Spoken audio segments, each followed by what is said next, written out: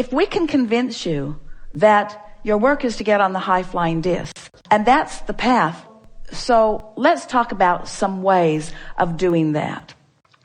We said to you that it's easier earlier in the day, before things have happened that then activate within you old thoughts and old pipes. So Esther is asking herself that question, sitting, reaching for it, and saying to us, so Abraham. It was more like, so Abraham. So I just pull this out of thin air, is that what you're saying? I just sit here in my beingness and I just reach for the high flying disc, just pull it out of thin air.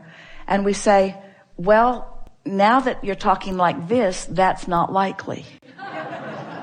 That's not likely. There's already a momentum going that makes just it occurring to you unlikely. So what are some things that make you feel better? Well, Esther thought about music makes her feel better. Specific music makes her feel really good.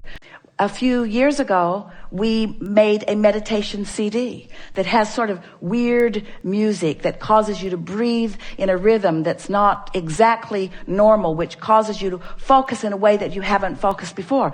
That will take you to your high-flying disc because it will distract you from whatever was keeping you from that high-flying disc. Because if you have decided to do it, concentrating on that meditative music, which is different than anything that you've heard before, which causes a rhythm of breathing that is different than you've ever breathed before, it will distract you from whatever was keeping you there, and it will be more likely that your cork will float right to the surface. And then the affirmations, the words that were specifically chosen, that we put onto that recording, expecting that you would be on that high-flying disc, then those words that were spoken on the subject of abundance, there are different categories, but on the subject of abundance, will cause you to be on that place of non-resistance at the same time that you're listening to what the source within you knows about the subject. In other words, these kinds of things cause you to practice that vibration.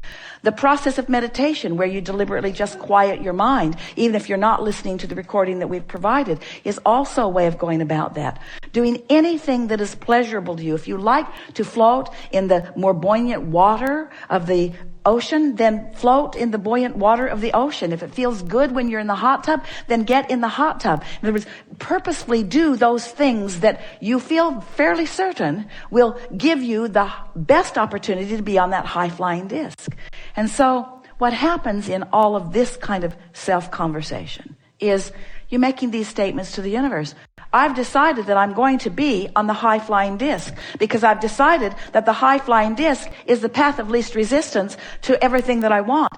And so when you use that determination that you used before to do the only thing that matters, which is to find that vibration, will you find it instantly? Do you find it instantly? Usually not. Even Esther, with all she's heard and all she knows, sometimes efforts a little to get on the disc.